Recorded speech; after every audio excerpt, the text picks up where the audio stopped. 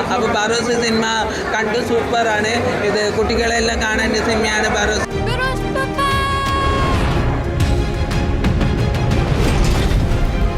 പിള്ളേരുടെ പടം പിടുത്തം കൊള്ളാമല്ലടാ. ഭൂതമായിട്ട് ഗംഭീര പെർഫോമൻസ് ആണ്. ലേട്ടന്റെ അഭിനയമാണെങ്കിലും ഡയറക്ഷൻ ആണെങ്കിലും ട്രീറ്റ് ആണ്. മനസ്സിലായി. ഇനിയും ഇതുപോലെ സിനിമകൾ വരണം. ഇതൊരു കുട്ടികൾ ഫാന്റസി മുകളിലൊരുക്കുന്ന സിനിമയാണ്. മൈഡിയർ കുട്ടി അതിന് ശേഷം ഒരു 3D. അയ്യോ സുഖിപ്പിക്കല്ലേ കുട്ടാ, ഒരുപാട് പൊന്തിച്ചാലേ ഏട്ടന്റെ തല ടെറസിൽ മുട്ടും സിനിമയാണ്. എസബെല്ല തന്നെ പാട്ട് ഗംഭീരമാണ്. എടാ മോനെ, ഈ കഥകളൊക്കെ പുറത്ത് കേൾക്കുന്നില്ലേ കുറെ മെക്കാനിക്ക് വിട്ടികൾ, അവന്മാരോട് ഇത് പറ.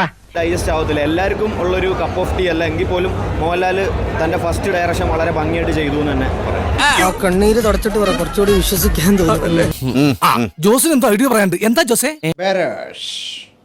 ഞാൻ ബെരോഷ്.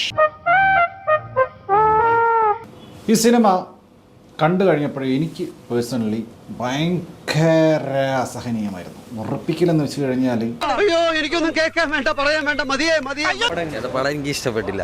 പോരാ പടം, വല്ലാത്ത തലവേദന. ഞാനൊന്ന് കിടക്കട്ടെ. കഥയും ഒരു ഇതില്ല, നമുക്ക് ബോറടിക്കും പടം.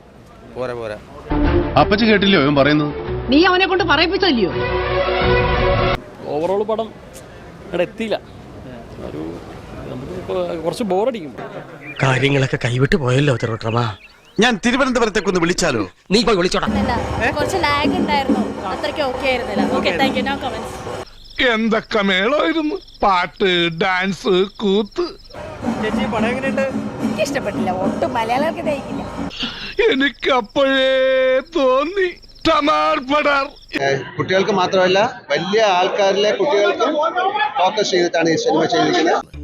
എന്റെ ബുദ്ധിപരമായ നീക്കങ്ങളൊക്കെ ഇനി നിങ്ങൾ കാണാൻ തുടങ്ങുന്നേ ഉള്ളൂ. തേങ്ങ പത്തരച്ചാലും താളല്ലേ കറി. ഈ കാണുന്ന ആൾക്കാർക്ക് തലവേദന ഉണ്ടാകാം, നോസിയ ഉണ്ടാകാം, ഡിസോറിയന്റഡ് ആകാം.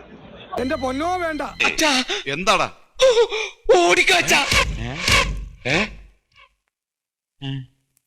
എന്താ മച്ചമ്പി ഇത്?